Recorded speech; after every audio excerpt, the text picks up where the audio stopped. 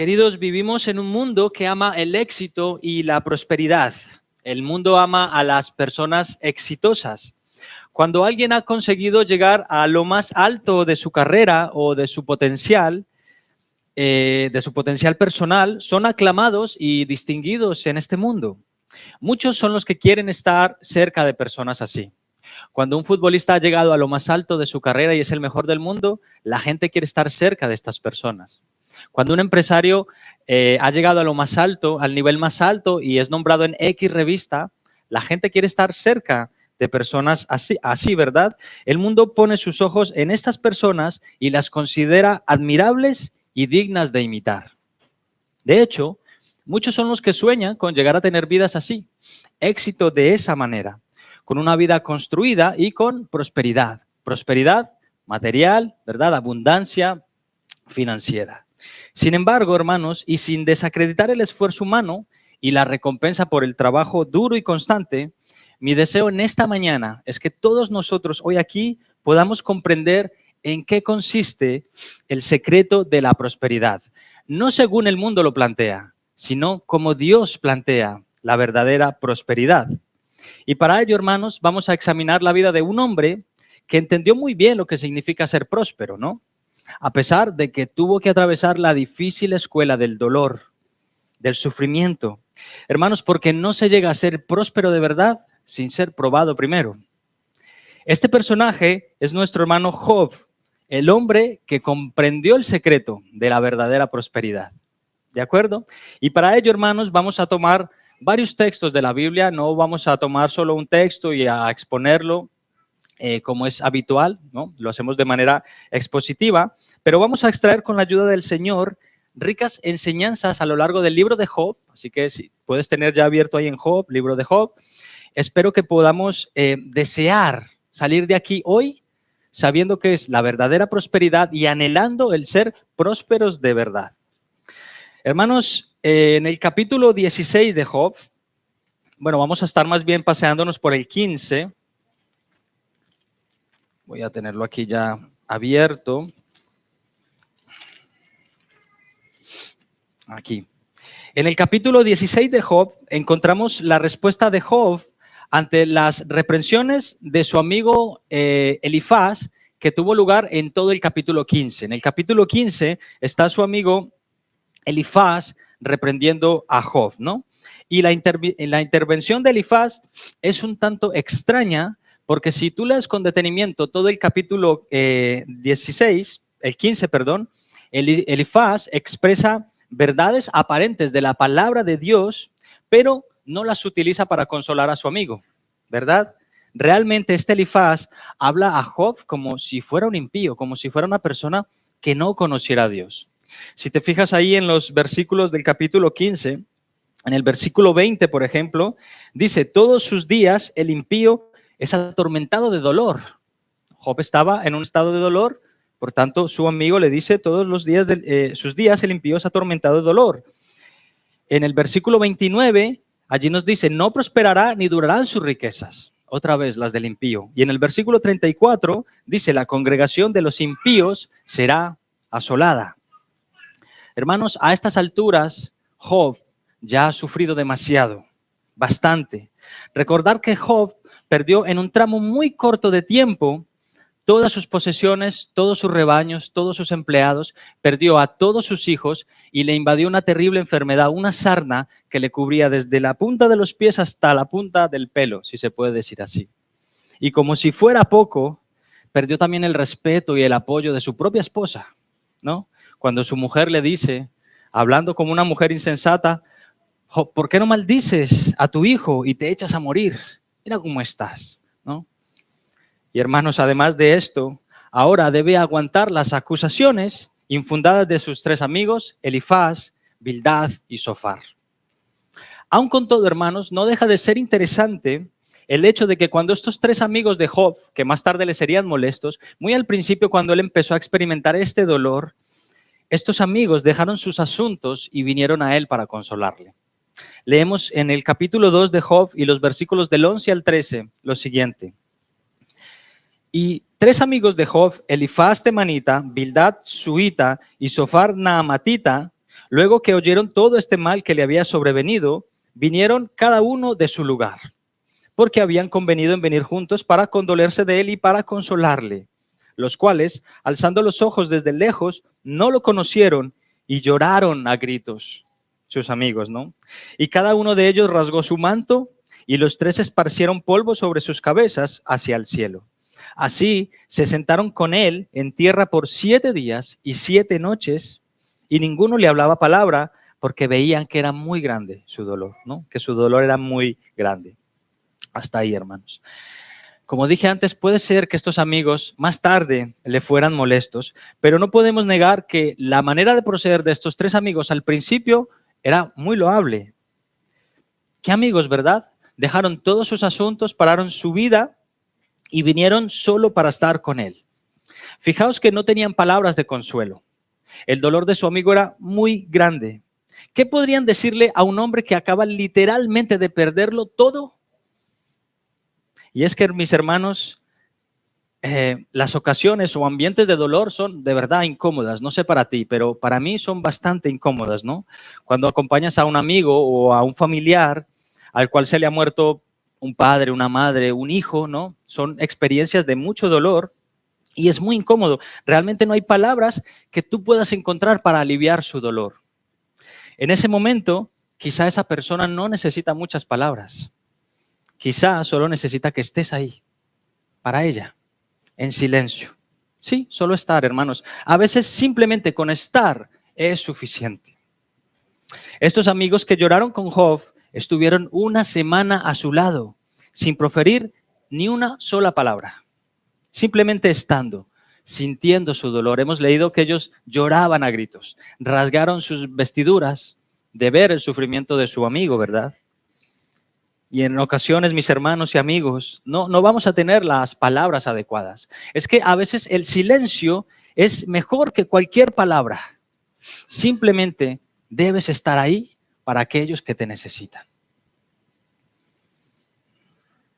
Como decía, estos amigos de Job no tardaron mucho en serles fastidiosos, en serle cargantes y molestos, porque con sus palabras no estaban animando a su amigo, más bien le estaban condenando, le estaban hundiendo en un pozo que no podía ser más profundo. Y es que eso es lo que tiene, hermanos, a veces hablar de más, hablar sin sabiduría, sin el contexto de lo que esa persona o esa familia está sufriendo o pasando. Mirad, hermanos, me gustó mucho lo que oí de un conocido predicador hablando acerca de estos 3 amigos de Job. Y cito, el pastor decía, la conclusión a la que llegan estos 3 amigos es, Job, mira, examínate porque te está pasando esto, porque tú tienes que estar pecando. Cuando lees los discursos de sus amigos, te da la impresión de que cada uno de ellos dicen lo mismo, pero no. Cada uno tiene un matiz diferente.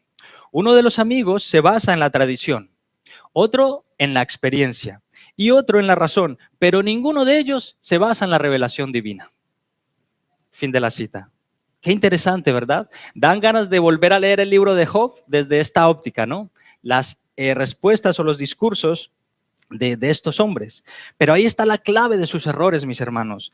No estaban aconsejando ni consolando a su amigo con respecto a la palabra de Dios, la verdad de Dios, sino desde sus tradiciones, desde sus experiencias y sus razonamientos.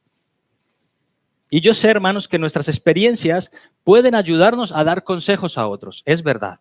Yo sé que la manera en que razonamos los problemas y las dificultades de otros pueden ayudarles con estrategias que pueden ser valiosas, pero nunca serán exitosas si no tienen como base la guía de la palabra de Dios.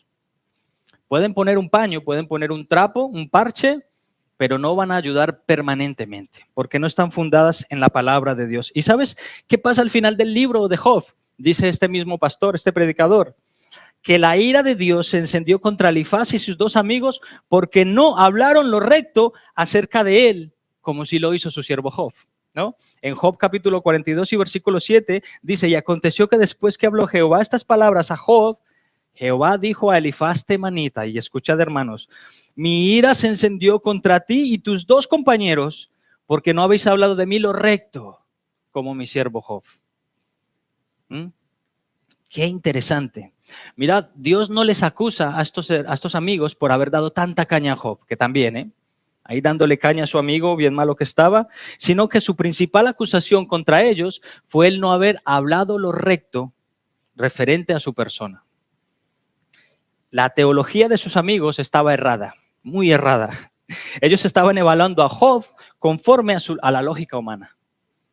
Job, te está yendo tan mal porque es que tienes que estar pecando. No es normal lo que te está pasando. ¿Tienes algún pecado escondido? Tienes.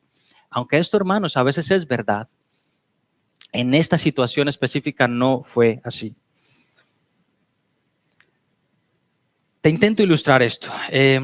Sabéis que todos los muertos en los funerales son buenos, ¿verdad?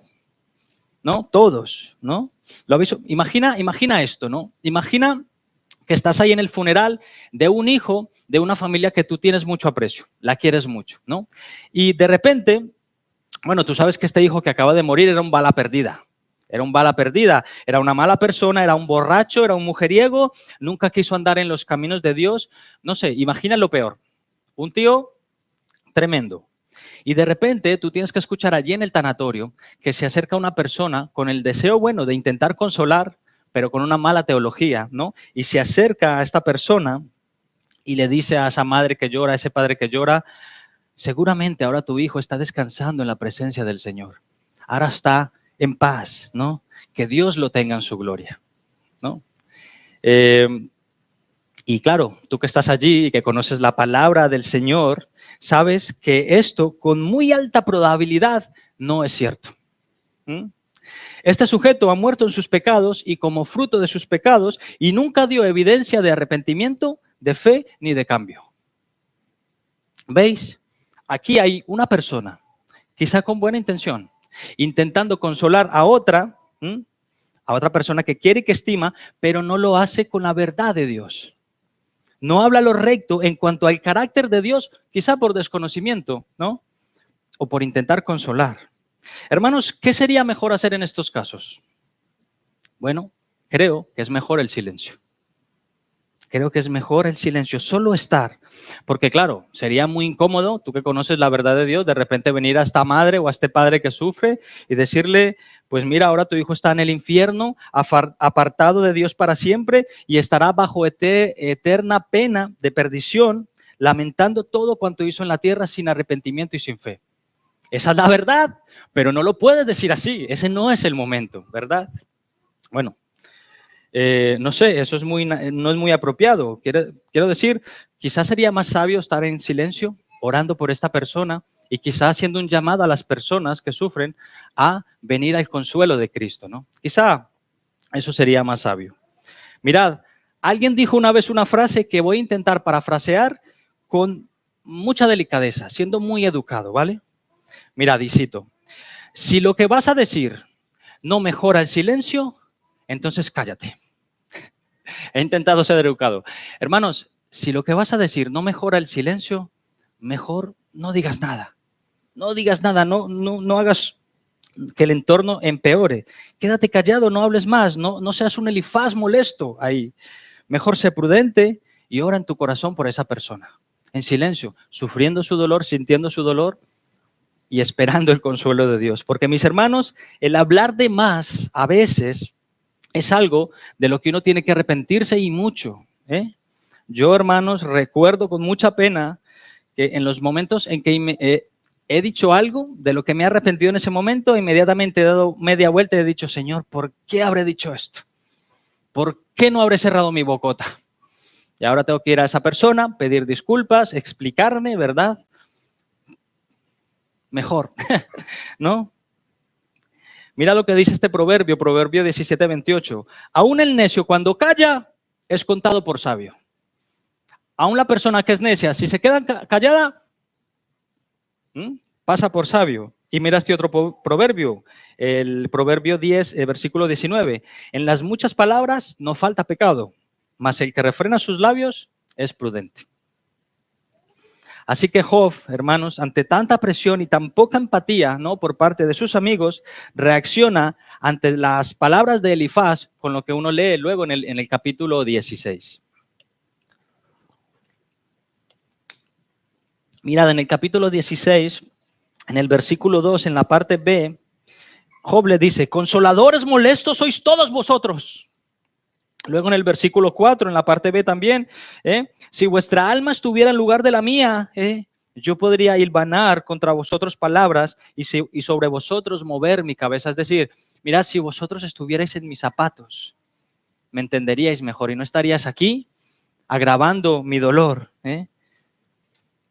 Yo no sé, hermanos, si estos amigos de Job se enteraron de cómo respondió Job al principio cuando sufrió todas esas cosas.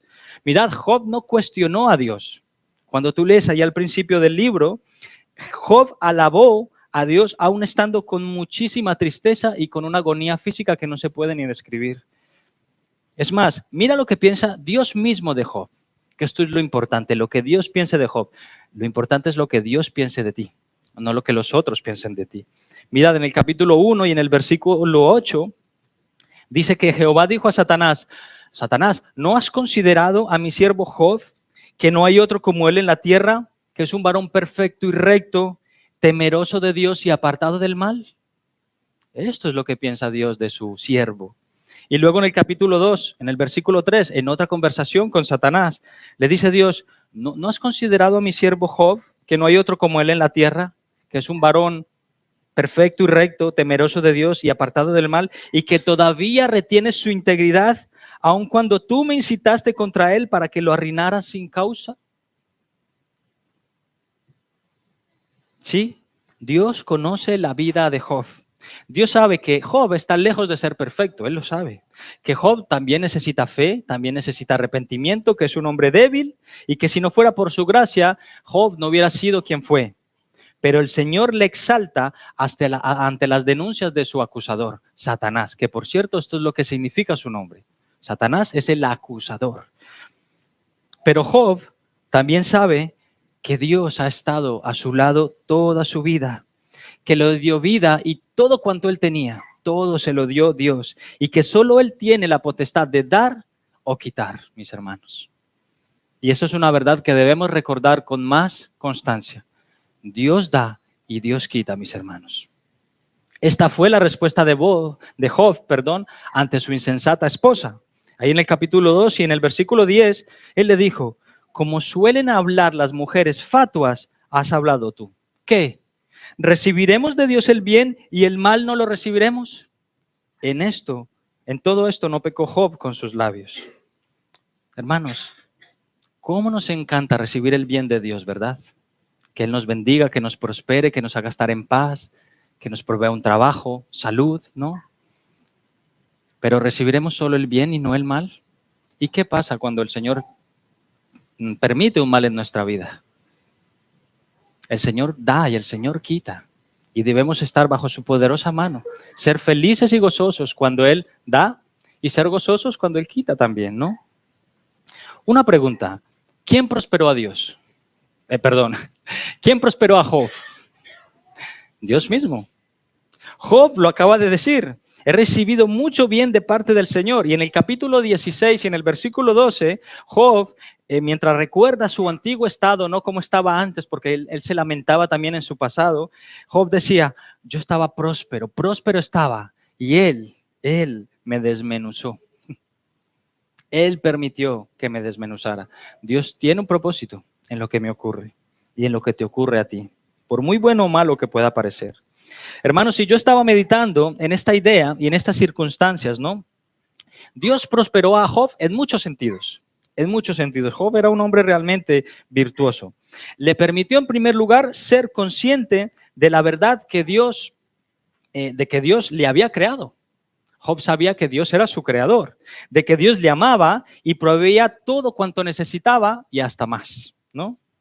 Observa esta idea, ¿no? Mira, a ver, esto no lo dice exactamente la Biblia, pero permitidme especular un poquito, ¿vale? Yo me imagino a Dios diciendo, ¿ves a mi siervo Job? No hay otro como de él. Mira, él es maduro, es recto en sus juicios, en sus decisiones. Job está consagrado a mí, se aparta del mal y de todo lo que yo aborrezco. ¿Sabéis? Job tiene una familia bonita, unida. Mirad, sus hijos se llevan bien. Sus hijos se juntan para celebrar en fiestas y cuando Job ve que sus hijos pueden haber pecado, él mismo va y presenta ofrendas por sus hijos, por si quizá hubieran pecado, ¿no? Job era el sacerdote de su hogar, intercedía por sus hijos y por su familia en oración y súplica constante. Y hermanos, es que de este tipo de prosperidad es la que yo hablo. Y aquí vamos llegando al punto del sermón, porque hermanos, el secreto de la verdadera prosperidad se encuentra en el hecho de conocer de dónde viene tu prosperidad. Mira su comportamiento, diría el Señor. Cuando tuvo su primera ovejita en su redil, Job fue fiel. Cuando Dios aumentó esa primera oveja a 100 ovejas, Job fue fiel. Se contentaba con lo que tenía y daba gloria a Dios. Y cuando le aumenté su rebaño a 1000, también fue fiel. Y se las aumenté hasta 7000. Porque eso es lo que dice la Biblia. 7000 ovejas tenía Job, ¿no? Recordad que las riquezas en aquel entonces no se medían por euros ni bitcoins, sino rebaños, siervos, ovejas, ¿verdad? ¿Sabéis? A Job, cuando le di 500 camellos, él estaba contento y él apartaba su porción para mí. Así que le aumenté hasta 3000 camellos, perdón, me salía cabellos. Hermanos, Job fue fiel en lo poco con su familia, en lo poco con sus empresas. Y cuando Job recuerda su vida pasada, en el capítulo 29 y en el versículo 12, él afirma que estaba ahí, Job estaba ahí no solo para servir a su familia. ¿Sabéis qué dice la Biblia de Job mismo? Que Job estaba ahí para servir a su comunidad, para ayudar a los pobres generosamente, para ayudar a las viudas, al cojo y al ciego, y para hacer el apoyo de los extranjeros. Es que era tremendo este hombre, ¿verdad? Tremendo, un hombre próspero. Incluso fue su amigo Elifaz, este amigo molesto, quien reconoció esto mismo de Job. En el capítulo 4 y versículos de 3 al 4, dice allí Elifaz: he aquí, tú enseñabas a muchos y fortalecías las manos débiles. Al que tropezaba, enderezaban tus palabras y esforzabas las rodillas de los que caían. Job estaba muy bien visto por la sociedad y por Dios, hasta que le vinieron los males. Entonces, de repente, Job pasó a ser el malote, porque no es normal lo que le estaba pasando a este hombre. Así que, hermanos, Job fue un hombre próspero materialmente, pero antes de serlo, él ya era próspero en su corazón porque era fiel a Dios. Fue un hombre piadoso, empático y humilde. Y Dios se gozaba en él dándole más y más. ¿Por qué? Porque Job, entre más recibía, más daba, más daba. Así que Dios le encantaba. 1000 ovejas, 2000 ovejas, la que hagan falta, porque este hombre es generoso. Este hombre tiene la mano abierta. Este hombre no le pesa abrir la cartera para ayudar, para sacar su parte para Dios. Dios se gozaba bendiciéndole. Job fue un hombre próspero porque conocía el secreto de la prosperidad. Pero debemos tener mucho cuidado, mis amados hermanos, de leer estas palabras con sabiduría, porque podríamos llegar a la conclusión de que la prosperidad se basa en las cosas materiales que hayas conseguido.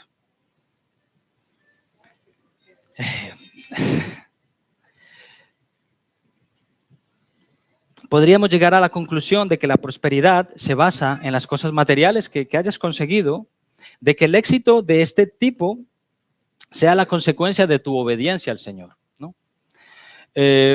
O quizá los proyectos que hayas emprendido. Sin embargo, esa no es la esencia de la prosperidad, mis hermanos. Una persona próspera no es aquel que únicamente tiene mucho. Fijaos cómo lo dice el pastor Miguel Núñez en su libro Siervos para su gloria, y cito: la mayoría de las personas cuando piensan en prosperidad, piensan en bonanza económica, lo cual es totalmente erróneo. Tal es así que ni siquiera el diccionario define la palabra prosperidad de esa manera. El diccionario de la Real Academia Española define prosperidad así. Bueno, lo define de dos maneras. Primero, curso favorable de las cosas. Y en segundo lugar, buena suerte o éxito en lo que se emprende, sucede u ocurre. Y dice el autor: si prosperidad es éxito en lo que se emprende, la pregunta sería, ¿qué es entonces el éxito? Y define el éxito. Así lo define alguien. Éxito es obtener lo deseado. Fin de la cita. Y es precisamente ahí, mis hermanos, donde yo quería llegar esta mañana. Si tener éxito es obtener lo deseado, entonces esto nos lleva a la siguiente pregunta. ¿Qué es lo que deseas? Todos aquí deseamos algo y deseamos algunas cosas más que otras. ¿Qué es aquello que tú más deseas sobre todas las demás cosas en esta tierra? Este mundo materialista nos ha metido en la cabeza la idea, ¿no?, y el deseo que promete mucho, pero que no puede satisfacer ni hacernos sentir plenamente prósperos, ¿no? Piensa en la típica imagen de un hombre o una mujer exitosa que ha llegado a lo más alto de su carrera. Ya no, casi no se puede llegar más de ahí, ¿no? Una persona respetable en el mundo, ¿verdad?, en el que está inmerso y le alaban por haberlo conseguido con total esfuerzo y dedicación. Una persona exitosa. Sin embargo, hermanos, muchas de estas personas han sacrificado mucho por el camino. Quizá demasiado. Han dejado a su familia en el camino. Su idea del éxito, su deseo más profundo, era el de obtener a toda costa su objetivo y ser el mejor o la mejor en lo que querían, en lo que hacían, y obtener el más alto reconocimiento. Y sin embargo, aunque pudiera estar en sus planes, no pudo tener éxito siendo el mejor marido, no pudo tener éxito siendo la mejor madre, la mejor hermana, porque sacrificaron demasiado. Sus hijos los han criado las niñeras. El tiempo valioso y de calidad con su mujer se ha reducido a días puntuales, quizá a las vacaciones, y ni siquiera en las vacaciones, porque aún en vacaciones él ha tenido que revisar su email, ha tenido que contestar llamadas, ¿no? Así que todo ese vacío, este hombre lo rellenó con regalos caros para sus hijos, con la tarjeta de crédito libre para su mujer, para mantenerla ocupada en el centro comercial o con sus amistades, ¿no? ¿Has conocido a personas así? Yo sí. Ahora es demasiado tarde. Sus hijos han crecido sin una figura estable en casa, sin una madre presente, sin un padre, un matrimonio sólido.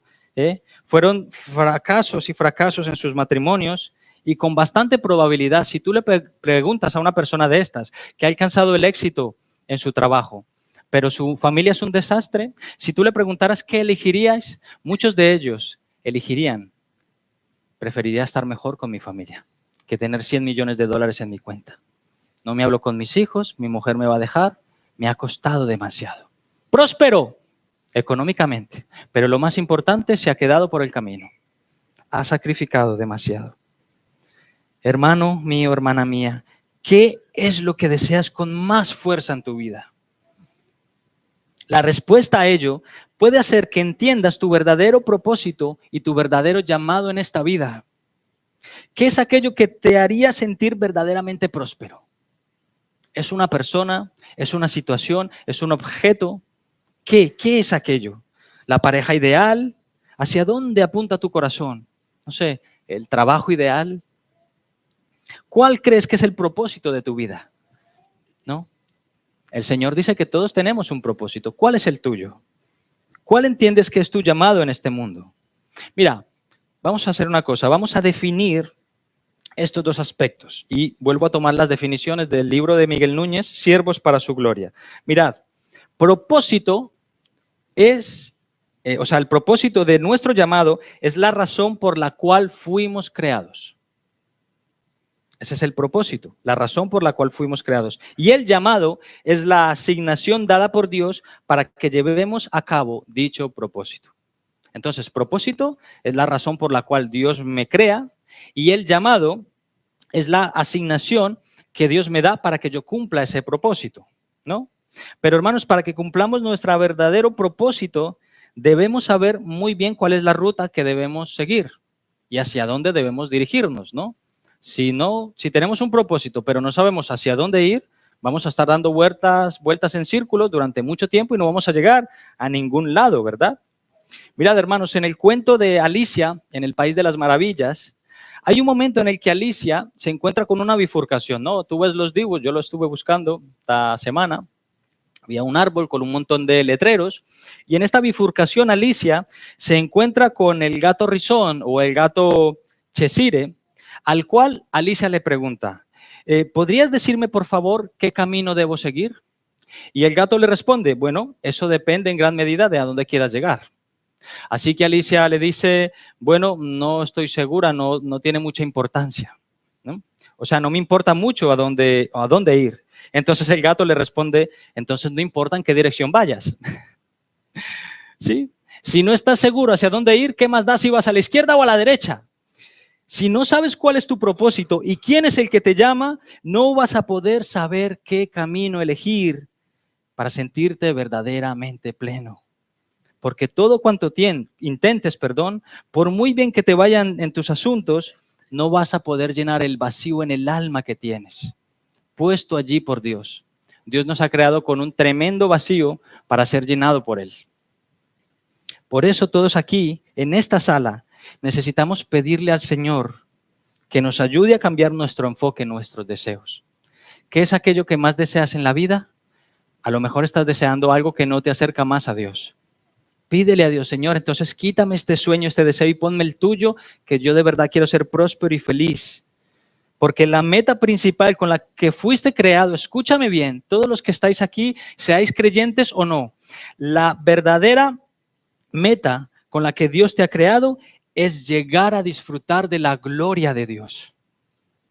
Esa es la principal razón, que tus afectos y mis afectos deberían estar apuntando allí, al propósito principal, ¿no? Esto es de hecho lo que dice la palabra de Dios en el libro de Efesios, en la carta a los Efesios, en el capítulo 1, que fuimos creados para su gloria, ¿no?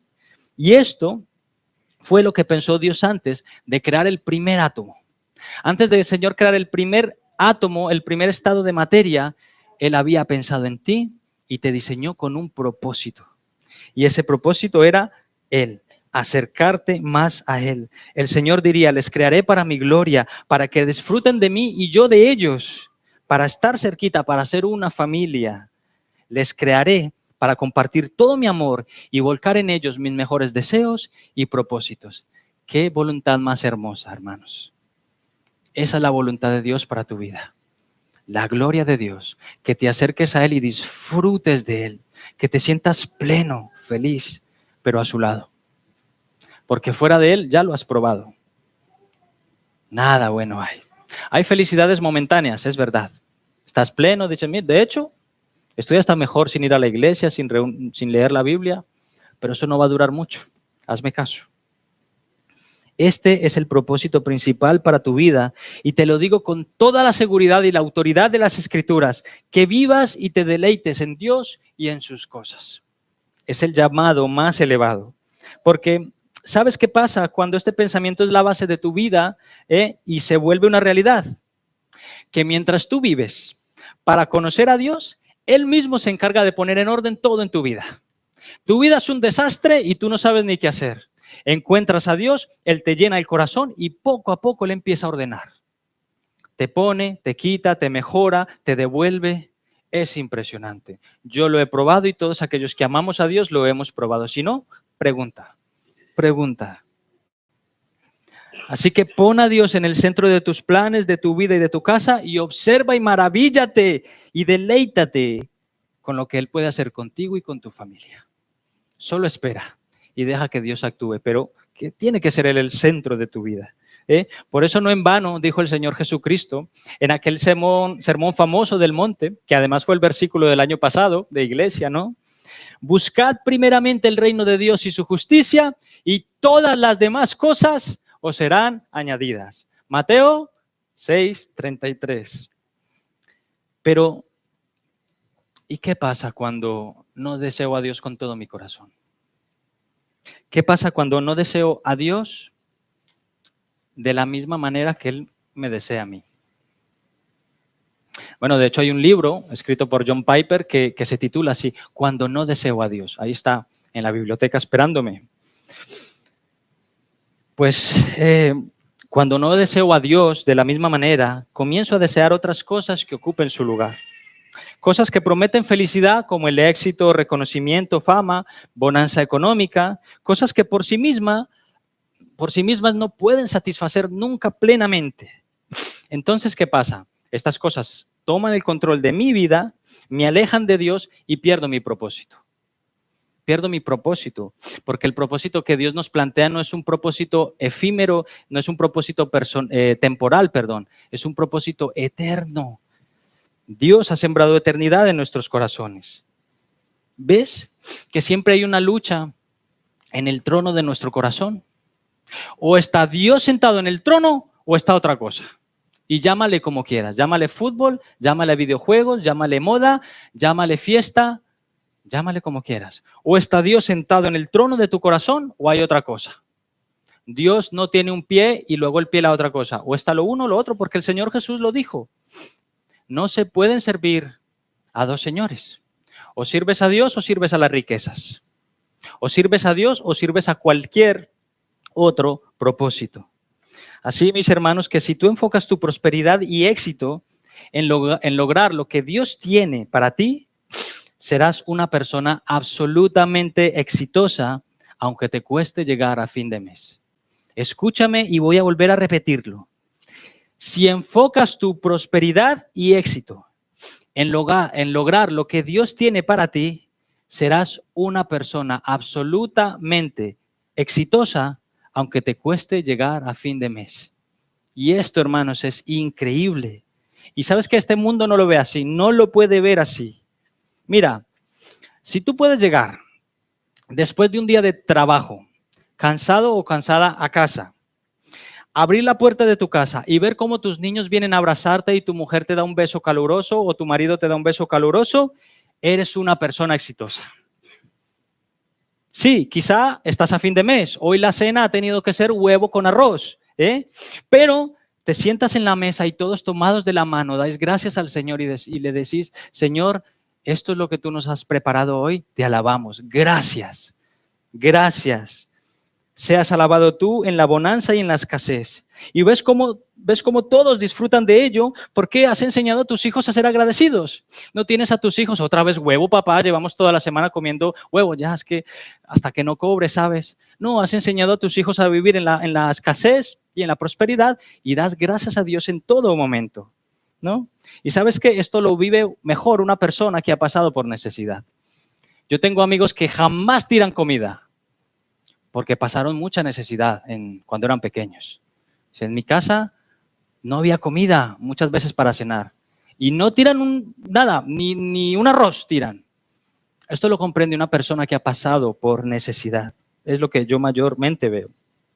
Hermanos, ¿qué precio tiene eso? ¿Quién puede comprar esa prosperidad? ¿Qué prosperidad, qué éxito, mis hermanos? Por supuesto que tú quieres llegar a fin de mes y además del par de huevos, pues ponerte un filete de ternera vasca, ¿no? Unos espárragos trigueros y una ensaladita ahí, de verdad, tomates de la huerta, lechuga de la huerta, pepino de la huerta y luego un yogur, un helado. ¡Bah, qué lujo!, ¿no? Bah, eso ya, vamos, papá acaba de cobrar. ¡Qué lujo! Por supuesto que quieres tener un colchón en tu cuenta para los imprevistos. Quieres tener ahí un poquito guardado. Pero alégrate, a mi hermano, mi hermana, con esa única oveja que Dios te ha dado para tu futuro rebaño. Quizá con el tiempo esa oveja se convierta en 100. Solo sé fiel al Señor y dale a Dios lo que le corresponde. El Señor no pide ni necesita nada de ti material. Te quiere a ti. Dios te quiere a ti. Luego lo demás lo vas a entender. Si el Señor ha dado tanto por ti, tú te entregas y das generosamente como Job. Ayudaba al necesitado, apartaba su parte para Dios, ¿no? Solo sé fiel al Señor, dale lo que le corresponde y quizá tus ovejas lleguen a ser 7,000. No lo sé. Eso depende de Dios porque sabes que Dios no está obligado a darte nada. Dios no está obligado a prosperarte. Pero Él lo hace por su gracia, por su amor y misericordia, si te muestras fiel. Amén. ¿Quién puede acusar a Job de sus respuestas acusatorias para con Dios cuando ha sido tan exprimido por Dios mismo? ¿No? Bueno, sí, ha permitido que Satanás lo exprima, lo machaque, pero ¿sabéis qué? Solo Dios podría hacerlo. Pero claro, tú y yo que leemos el libro de Job, decimos, madre mía, Job, pero ¿cómo le dices esto al Señor? Un poquito de respeto, ¿no? Un poquito de respeto, que estás hablando con Dios. Y sabéis que sentamos a Job en el banquillo de los acusados y le decimos, Job, cuida la boquita, ¿eh? Pero tú lo harías mejor.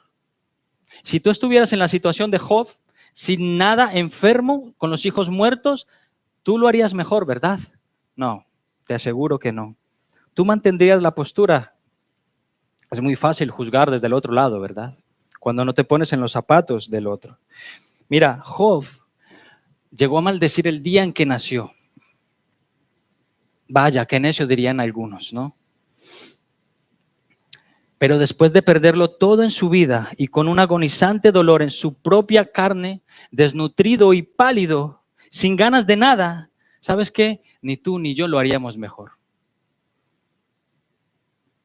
Con seguridad Job pecó en sus respuestas. Sí, de hecho fue Dios mismo quien reprendió a Job, ¿no? Pero ha sido Dios quien reprendió su ignorancia. Así que nuestro trabajo no es tanto el reprender o el juzgar tan severamente. Hay que juzgar, sí. Estamos hechos para juzgar, pero con justo juicio. Y con el deseo y la intención de procurar la recuperación, la restauración de la persona. Amén, mis hermanos. Y no quiero terminar esta predicación sin poner el acento en aquel que fue verdaderamente próspero y exitoso. Aquel por medio del cual todos nosotros podemos llegar a tener éxito en nuestras vidas y un futuro asegurado. Me refiero a nuestro bendito Salvador Jesucristo. Aquel que para este mundo no fue más que un fracasado. Mirad, intentó formar una religión y mirad cómo terminó en la cruz del Calvario, con el peor de los castigos. Un fracasado, sí, fue un hombre sabio, un tremendo maestro de la moral, pero al fin y al cabo su vida terminó de la manera más triste, colgado en un madero, expuesto ante los ojos del mundo y de sus traspasadores. Qué paradoja, ¿verdad? Para el mundo la cruz de Jesús fue un fracaso, mientras para los que amamos a Jesús representa el mayor de los éxitos. ¿Por qué? Porque venció la muerte y obtuvo eterna redención para los que confían en Él. Jesús tuvo éxito real en la cruz porque Jesús obtuvo allí lo deseado. ¿Recordáis la definición de éxito? Éxito es conseguir aquello que deseas. Jesús fue completamente exitoso porque obtuvo lo que deseaba. Jesús tuvo lo deseado. El deseo más grande de Jesús siempre ha sido y será agradar al Padre en todo. También tuvo otro deseo, salvar a un pueblo para sí. ¿Ves? Tú eres su deseo conquistado. Permitidme la expresión, tú eres el sueño de Jesús. Él tuvo un sueño, el sueño de morir. Y con esa muerte agradar al Padre y salvarte a ti. Cumplió perfectamente la voluntad de Dios y debido a eso nos dicen las Escrituras que Jesús fue exaltado hasta lo sumo para ganarlo todo para nosotros. Lo perdió todo. Jesús invirtió, donó todo su cuerpo y su vida por amor a ti y a mí, para darnos un verdadero propósito y llamarnos a la prosperidad. Quiero que mis hijos sean prósperos. Ese es el deseo de Jesús, bueno, de Dios. Vivió una vida en perfecta armonía con la voluntad del Padre. Jesús murió en una cruz por obediencia al Padre y resucitó al tercer día por el poder del Espíritu del Padre para hacer posible nuestra prosperidad eterna, mis hermanos. Esa es la prosperidad que Dios quiere para tu vida, la prosperidad eterna. ¿No? El Señor dijo, poned vuestros ojos en las cosas del cielo, no en las cosas terrenales donde la polilla la pueden corroer, el óxido, los ladrones se la pueden llevar. Vuestra vista en lo terrenal, vuestro propósito en el cielo. Y si tú tan solo crees y confías en esta verdad, serás eternamente próspero. Y Dios te preparará un banquete en la mesa de los prósperos elegidos. Ven a Jesús si estás hoy aquí sin Cristo. Si aún no has confiado en Cristo como tu Señor y Salvador, si todavía no le has entregado tu vida al Señor, confía en Él. Entrégale tu vida. Arrepiéntete de tus pecados. Pon toda tu fe en el Señor y Él te salvará y te dará un propósito y te dará un nuevo corazón y pondrá en ese corazón sus leyes y sus metas y lo llenará de gozo. hasta rebosar. Y no quiero que nadie se confunda, mis hermanos, y con esto termino. Esto no es un llamado a que persigas la prosperidad material, sino principalmente a que consigas la prosperidad de tu alma. Esto se lo leí yo a los jóvenes en el campamento, en una de las cartas de Juan. Amado, yo deseo que tú seas prosperado en todas las cosas y que tengas salud, así como prospera tu alma. Dios no solamente quiere que seas próspero y que tengas salud, que tu alma prospere a la par, un equilibrio. Entonces, que nadie se confunda. La prosperidad material no es lo que Dios quiere para ti meramente, sino la prosperidad de tu alma. Y si lo otro viene como consecuencia, gloria a Dios. Pero si no viene como consecuencia, gloria a Dios también, ¿no? Así que, hermanos, este es el secreto de la verdadera prosperidad. Amén. Vamos a orar.